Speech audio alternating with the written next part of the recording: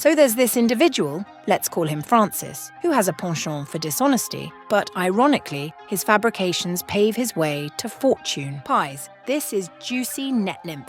Find out what's behind the 7 locks on my exclusive account at the link in the description. And to make sure you don't miss our intriguing videos, subscribe. And now we're going to continue, shall we? Francis, a 16-year-old troublemaker from New York, is notorious for his habit of lying, thieving from his parents, and pilfering from local establishments.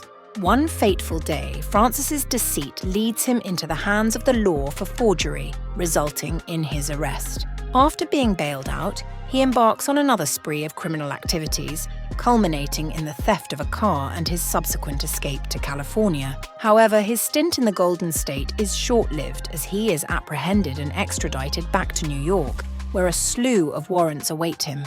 Undeterred, Francis concocts a scheme to gain trust by purchasing an airline pilot's uniform with forged checks. Unfortunately for him, the plan backfires, leading to yet another arrest.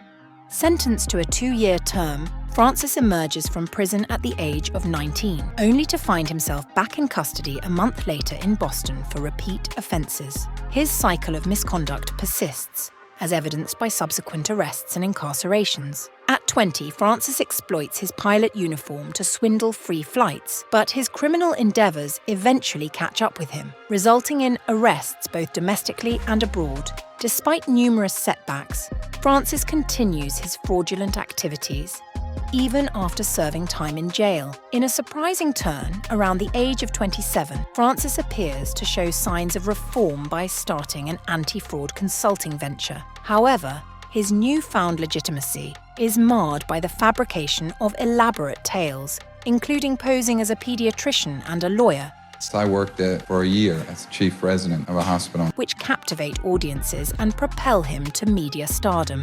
Despite scrutiny from journalists in the internet age, Francis's false narratives persist, immortalized in a best-selling autobiography and a blockbuster film adaptation.